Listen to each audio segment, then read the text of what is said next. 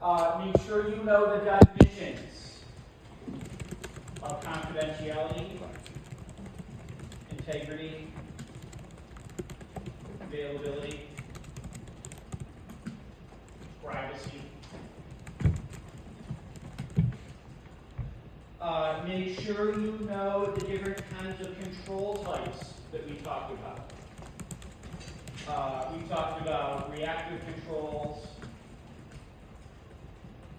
detective controls, technical controls, policy or administrative controls,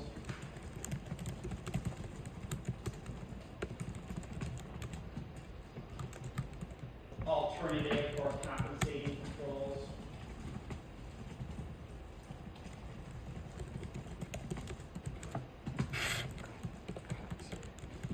we talked a little about identity and access management and about part of what identity and access management systems implement is that IAAA, identity, authentication,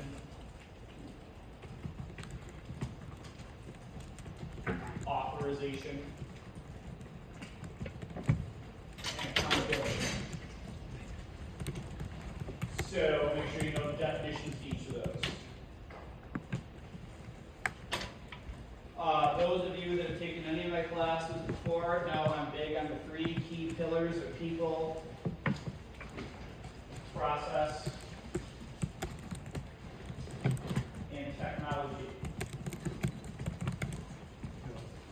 Wait, what was the first one? People, process, and technology, and that controls to span each of those 3 areas.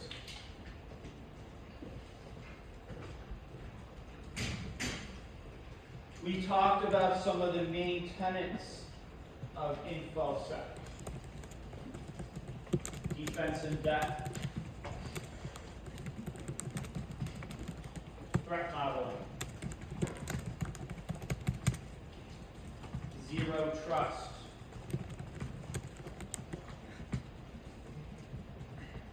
how we interface with users and not blaming the users.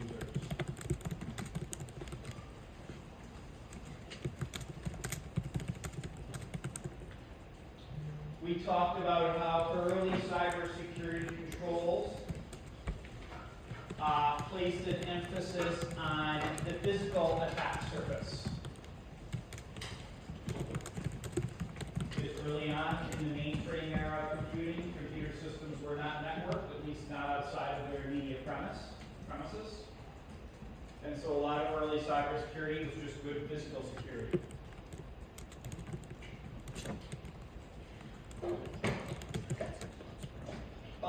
Know that flow chart that we showed. I'm actually going to show it again on risk management a little bit. Know what's in the different boxes. Know what words are on the different lines. I have a few different questions where different boxes will be blanked out or different lines will be blanked out. And I say, tell me what is circled. Tell me the words that should be in there.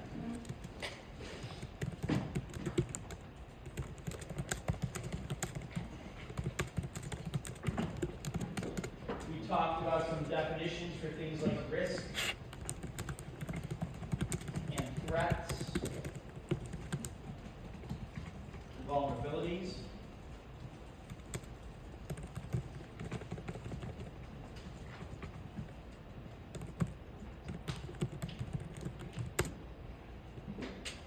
We talked about some of the realities of information security. About how when business needs and InfoSec needs collide, business needs are going to win. Uptime takes precedence over cybersecurity issues. Sometimes security is viewed as a cost center, a sunk cost, something we waste money on.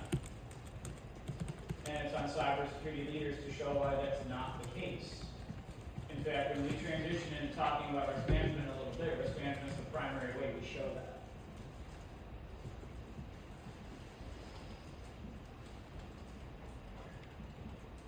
We talked about some realities such as there's no such thing as 100% security. All we're doing is trying to reduce the size of the target on our back. We are taking a balanced approach where we emphasize the ability to respond and react and rebuild, just as much as we are trying to deter or stop that bad thing from happening.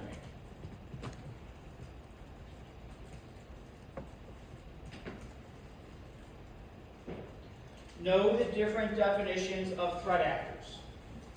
Now, we covered two kind of taxonomical ways of doing that. There was the types of threat actors that had the H word in it, hacker, which I don't like, but you guys need to still know how to use that terminology because most of the world is still using that terminology.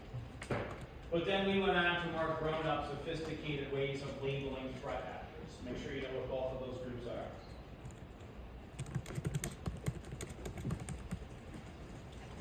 Make sure you know some of the motivations behind what makes those threat actor groups tick.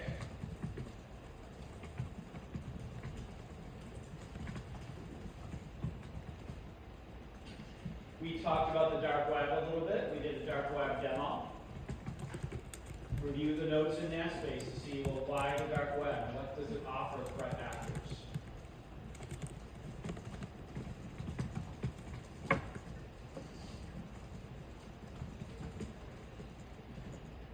We talked about different ways of structuring and organizing attacks and how threat actors will pick their targets, or how sometimes they won't pick their targets.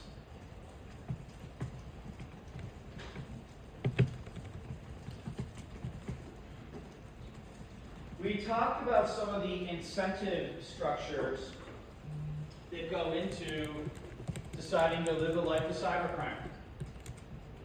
We said, well, there's a high degree of anonymity, a high degree of safety, especially if you're in a part of the world where there are no extradition laws. We talked about high returns on investments, the cost-benefit analysis of living a life of cybercrime.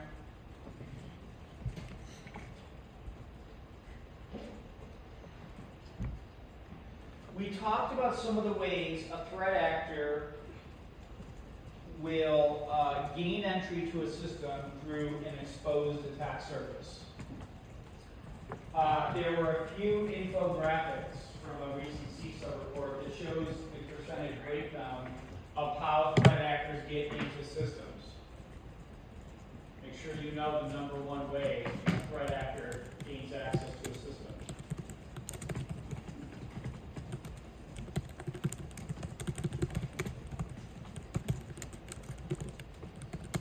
And what that threat actor is going to do once they do gain access to that system. What are going to be their next steps?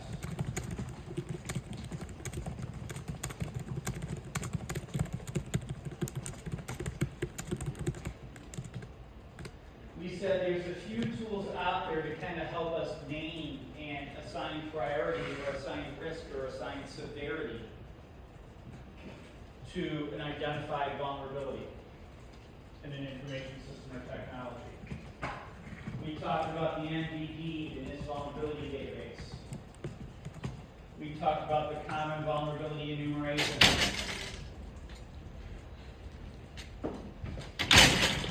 We talked about the common vulnerability scoring system.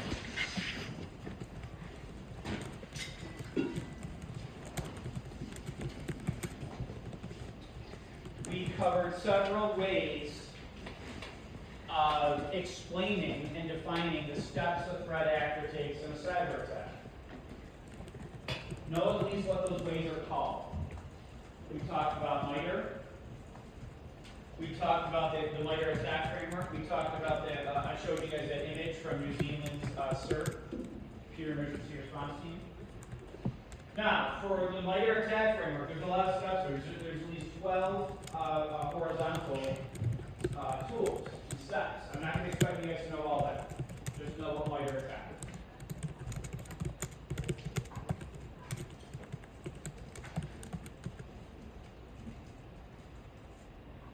Know attack surfaces and what attack surfaces are more dangerous than others.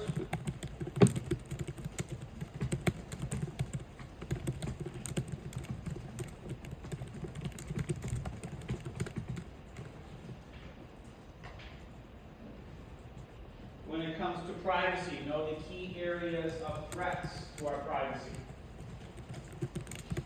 Aggregation, disclosure, inaccurate information, the right to challenge, the right to be forgotten.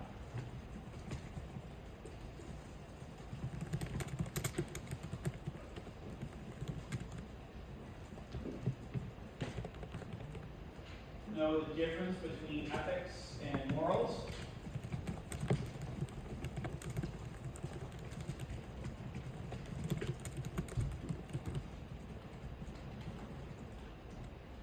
Know some of the steps to good account hygiene and password hygiene and authentication hygiene.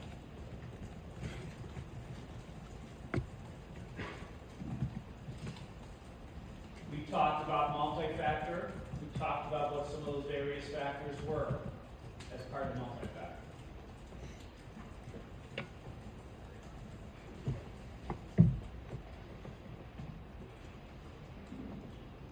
Know some of the areas of, know the definitions and the tenets of legal systems.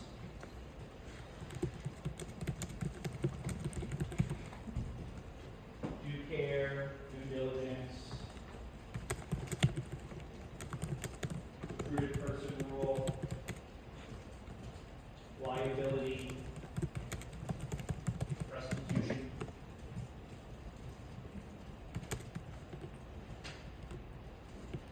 Know the different laws that apply to protecting intellectual property and what that means for copyright law, what that means for generative AI.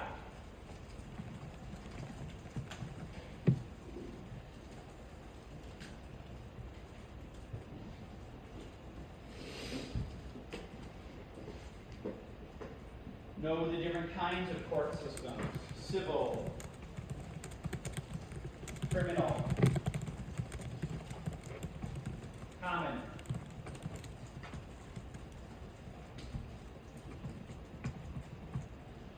Know some of the administrative regulations we talked about. Those were towards the end of the legal lecture. We talked about FATCA, HIPAA, SOX, GLDA. We talked about what the SEC regulates, what the FCC regulates, what the FTC regulates. We talked about some of the laws that are out there for securing federal systems.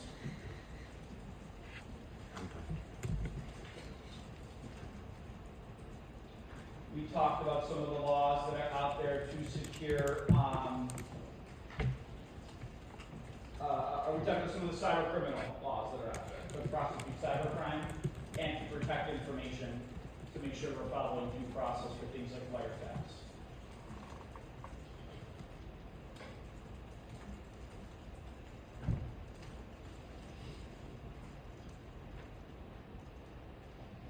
Questions?